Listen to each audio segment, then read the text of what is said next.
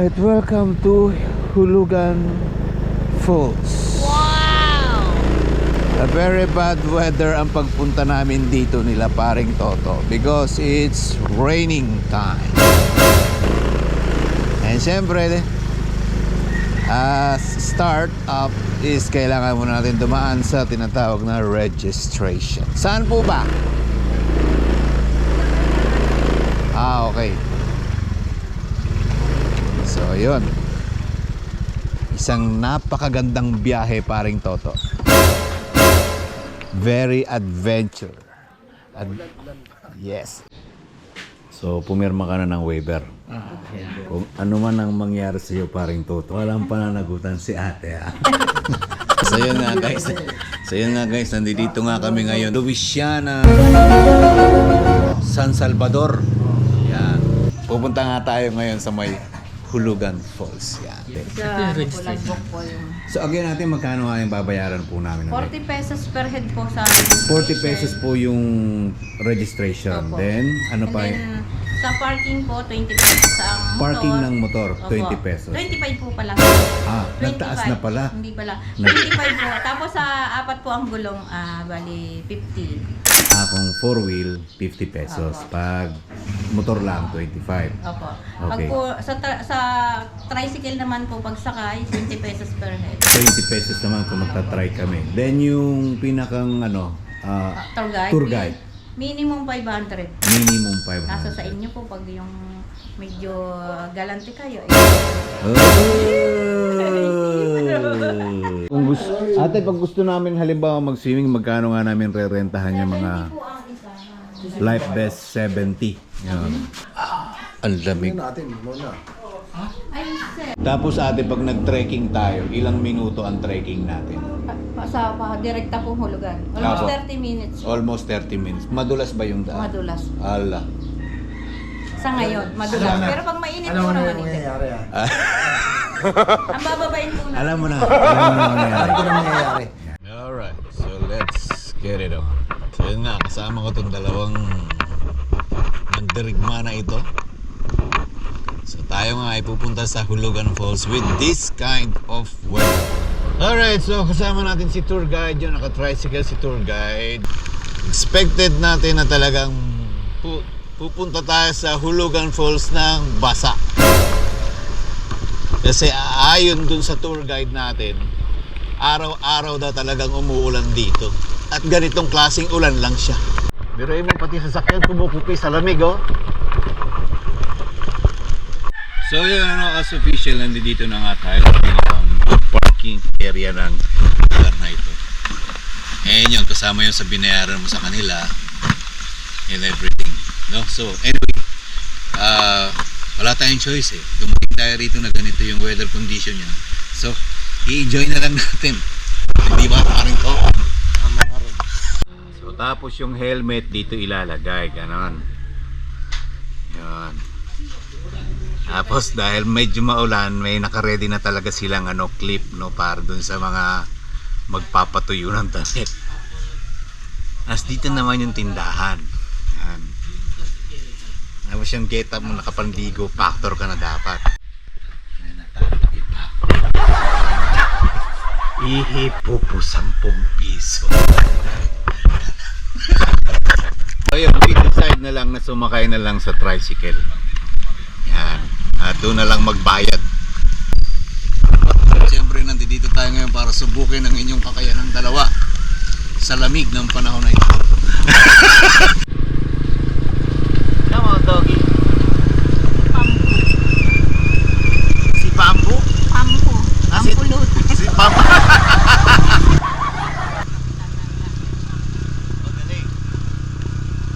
Bakit may tungkod ate? Ipaliwanag mo. Madulas na po. Di ba dapat ito'y nabibilang sa matatanda o para sa'yo yan? Kaya mo pa. Sige. Nagpamitinan kami ni Toto. Pamitinan. Bukas si Toto. Toto. Dalawang bundok ba naman pag nung Hawakan mo ito, gagamitin natin. sabi ko talaga. Ganun talaga ako. So yun, as start up, dito magsisimula yung pinakang tinatawag nilang drop off. And 30 minutes mo itong bababain. Siyempre kasama ko ang aking mga The Amigos boy. Kailangan mo to ang mahiwagang baston. So yun 30 minutes going down. And siyempre, kung masarap ang pababa, yun ang antabayanan natin yung pag-akyat naman. Ito na yung sinasabi daw na umpisa na yung dulas. Aba. Sige po na po kayo. Si Sir nga, nakachinielas lang baliwala Mabuti naman kahit papano nilagyan nila ng mga bato-bato dito, para kahit papano may parang hakbangan ka. So kumpara dun sa ibang mga pinuntahan namin na talagang wala talaga, ito na talaga yung sinasabing madulas na part. Ay putang ina. Nakakaputang ina. Napansin ko lang, ako yata yung pinakamabagal. Tawag dyan, slowly but surely. Yeah. Plastic na handle ito. Gumawa ng kawayan hawakan.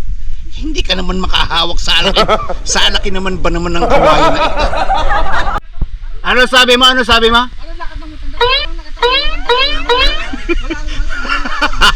Dapat ikaw nabibidyoan namin, para alam namin. Hirap talaga ako sa mga ganyan. Tama na, edad na, dami mo sa edad. Mas sa akin. Sa grupo natin tatlo, ikaw pinakamatanda ko Hindi, yan. Konti na lang, senior na yan. Ano natin sa lakad? Sino yung anong lakad? Yun ang Mamaya, bibidyoan ka Mamaya, namin. magkakaalaman. Hulugan Falls, yo. Bakit tinawag na Hulugan Falls yan? Ate, nahulog ikaw yung ang pool. magpaliwanag bakit tinawag na Hulugan Falls ito. Yan, sige. Bakit tinawag na Hulugan Falls ang lugar na ito? Kasi po nung may nagtanong, bago ang falls namin, may nagtanong na turista. Sabi dun sa tour guide, Kuya, bakit tinawag na Hulugan Falls yung Yes. falls ninyo? Eh walang maisagot yung tour guide. Sabi, may nahulog daw pong kalabaw. Eh di, nasa unang vlog, sa unang yun ang nakalagay. Pero ano ang tunay talagang istorya? Bakit Hulugan Falls? Yan po, dyan po nagtatago yung mga Pilipino daw nung panahon ng gera. Diyan nagtatago. Hinulugan niya ng bomba. Hinulugan ng bomba. So iba naman yung version ni Ate kumpara doon sa mga napapanood natin na May nahulog mga na kalabaw. mga nagba-vlog na may nahulog daw na nakalabaw. Kaya siya hindi na nabuhay. Siyempre sa taas ba naman paano ka mabubuhay? 285 feet. 285 feet lang naman. Anyway, welcome to Hulugan Falls. Naririnig mo na ba? Choki, halika. Ano ba yung naririnig natin? Naririnig mo na ba? Malapit na ba tayo sa falls? Ano ba meron? May 5 minutes pa lang tayo. 5 minutes pa lang yon. Naku po. Ito na, yung mababasa. Basagan na ng tuto. Ay sabihin niya po yan sa pinakamatanda. Grabe naman tarik na tarik naman to.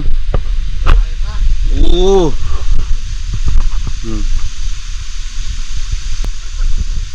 Pero putang ina, masakit nga sa tuhod Nakakahalata na ako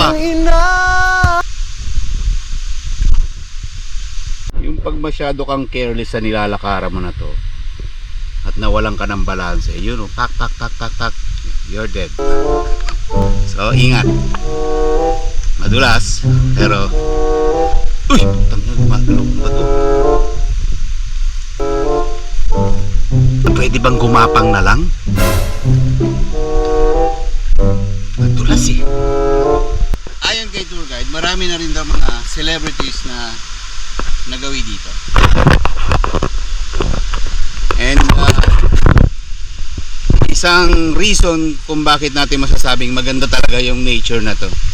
Kasi even celebrities dinadayo ito. But again, no exemption kasi lahat magdadaan sa ganitong trekking. Yan si Paring Toto. Isa yan sa malulupit na celebrities.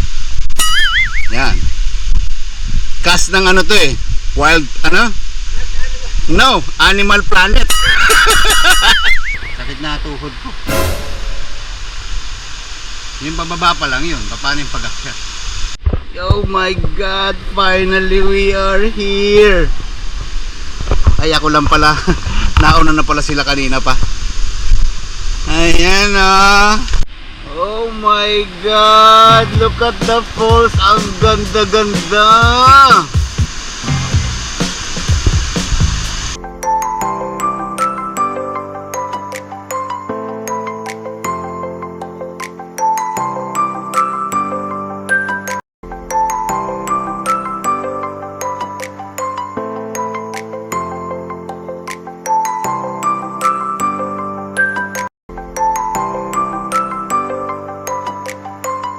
So yun guys, so nandito na nga tayo sa pinaka mismong falls dito sa may Hulugan Falls. And ang taas niya, pero ang ganda ng lugar. Anyway, ayon kay tour guide is meron naman siyang pathway kung gusto mong marating yung area na to. So nakikita niyo yung mga bato na yan, parang sinadyang nilagyan ng uka para makatawid ka doon. At the same time, meron talagang nagme-maintain ito katulad. So yung ginagawa ni sir, every now and then kinukuskus niya ng brush yan para hindi mamuo yung lumot. Hey Pampu, andito ka pa rin? Siya si Pampu, or mas kilala sa Pampulutan. So expect mo pag nandito ka talagang mababasa ka kasi nga yung pinaka-angge ng falls.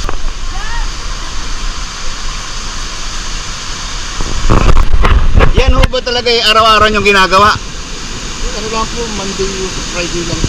Talagang may sadyang may naka-assign dito para linisin, para hindi mamuo ng lumot. Dahil kung may lumot, pwedeng maaksidente dahil madulas, ano? Kung iniwasan namin yung ma-accident yun. So far wala pa naman na aksidente. Wala pa naman. So, napakaganda ng falls again. Hulugan Falls.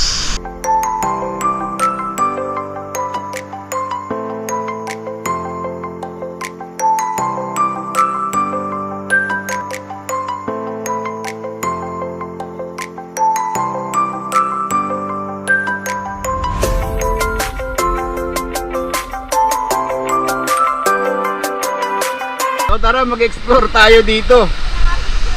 Lumapit tayo dun sa may falls.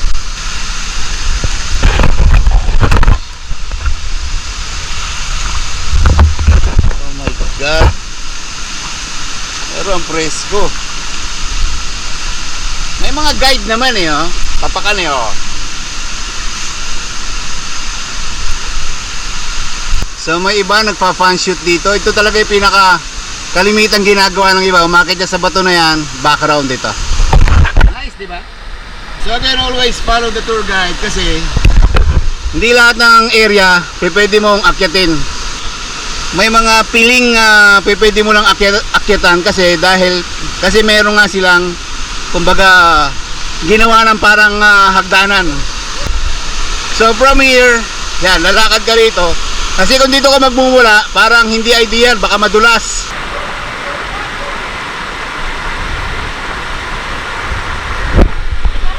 Sabi ni tour guide, bawal daw pumunta sa ngayon dito sa may kuweba. Kasi kababagsak lang daw ng mga bato. Scary, di ba? So explore natin yung sinasabing kuweba na may mga bumagsak na bato. So dati, pwede ka mag-picture taking doon or pwede mong marating. But now, you cannot kasi nga may fallen rock. Ito ba yung sinasabi mo ating may fallen rock dito? Opo, ayan po. Ito mga bato na to? Galing po doon sa Galing sa taas? Opo. Scary. Dati yung ilang mo yan. Ibig sabihin, malalaking yan? Opo, yan. Katakot naman. Pero hindi ganun kalamig. Masarap! Masarap! Masarap! May gusto ko lang i-shoutout? Yes! Shoutout nga pala sa taga-Allegro, mga taga-Pro Department, especially kay JR, kay Grant, kay Peric, kay Melo, Ate Bird, and the group and company! Gusto ko pamatiin! Shoutout pala dyan kay Sam, kay Joy, kay Yara, kay sa mga kaibigan ko, mga babae dyan sa mga taga-Bikutan, ha? Shoutout nga pala sa inyo. Shoutout din daw kay Aida, Lorna, and Pe.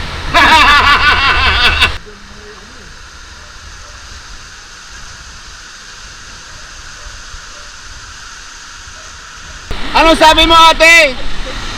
Pag malabo, may butas. Hindi lahat ng butas ay safe. Alam niyo na, ha?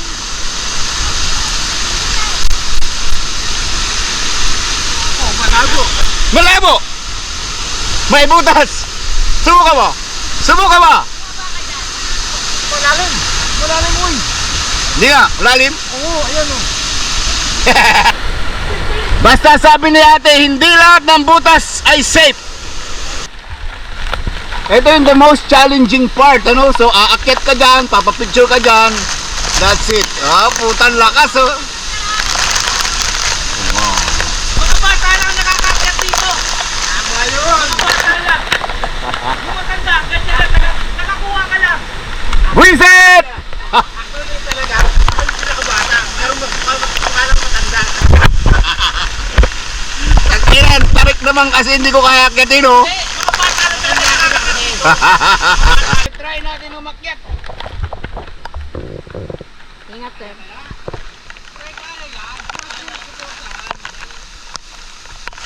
Kaliwang paa, sir. Yan.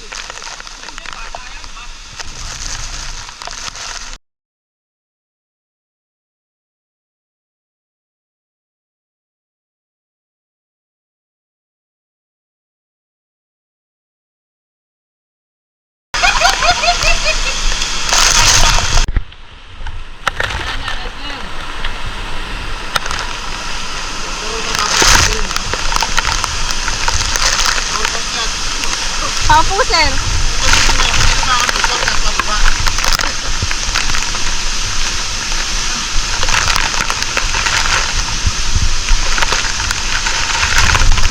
Hoy, alalayan mo to.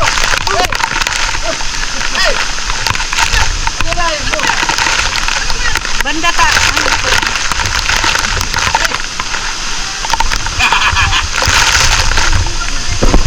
Sabi ni ate, hindi daw lahat ng butas ay safe. Pero sabi ngayon ni ate, pumasok ka sa butas na yan.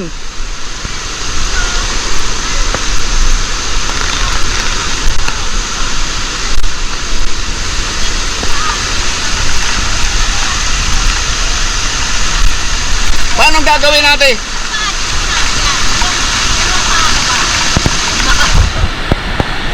Kaya ba niya yan ate? Ang lakas. Ay, maupo ka muna dyan sa ano kung kaya mo magpapalap. Sige nga. Puta, patay na. Sana. Putang ina ka to. Baka ma-emergency pa tayo na, sir ba yan?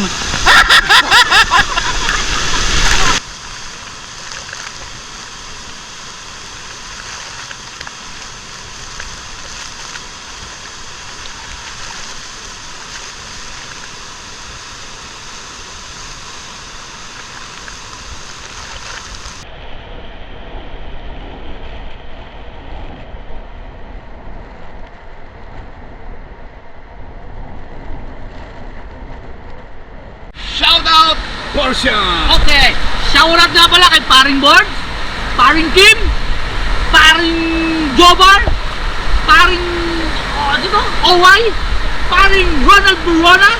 Oh yes, sana makapunta rin kayo sa ganitong lugar kasi napakasarap. Nag-enjoy kayo lahat dito. Oh, Shout yeah. out! Oh yeah. Base sa aking analyzation, sa pagpunta mo rito, kung magbabayad ka ng tour guide na 500 plus 40 pesos doon sa pinaka-registration, hindi ka na lugi. Why? Ang ganda naman kasi ng View! view. Tama? Tamang-tama. Tingnan nyo naman. Oh. Pero expect mo pag nandito ka, talagang mababasa ka. Kahit pa sabihin mong nakatayo ka lang dahil yung pinakang angge. Angge ba tawag niyan? Yesterday! Yes. Yung pinakang angge niya is talagang yun yung magbabasa sa katawan mo, sa kasuotan mo. Pag pumunta kayo dito, ang makikita niyong view ganito. Yeah! Oh yeah! Sabi ni Sir, yung tour guide, ang pinakamalupit daw na pag dumayo rito mga Indiano, yung mga mekus-mekus. Kasi daw ang mga Pilipino, ligo lang ng konti, tapos maraming picture, tapos alis na.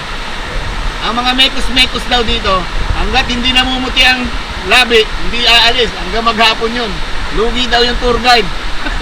Tara, baba muna tayo. Oh yeah! Kasi malamig na at mukhang kami na lang yung nandito. But anyway, we enjoy the place. Anong sabi mo? Maganda? Hindi pa ako giniginaw kasi bata pa ako eh. Ako yung may hawak ng camera, hindi ko alam, giniginaw na eh. Pero sulit dito. Sulit. Labi, Hulog ka, labi. Paul! Mamupol ka, Hulugan, maganda. Paul. Mapapol ka sa ganda.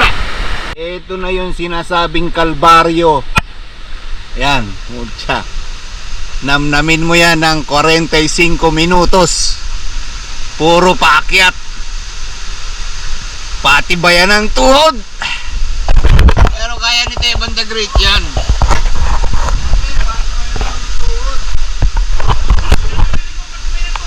Oo! Pati bayan to ng tuhod.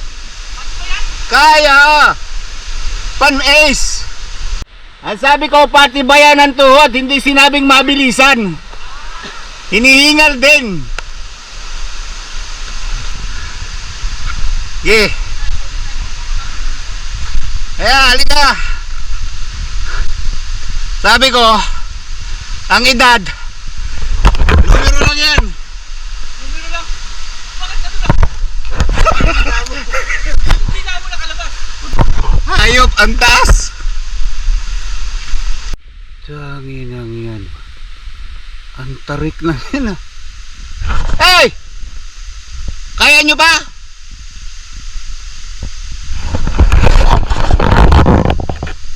Nakapag-urang na, nabibingi na. Paano ba naman? Oh.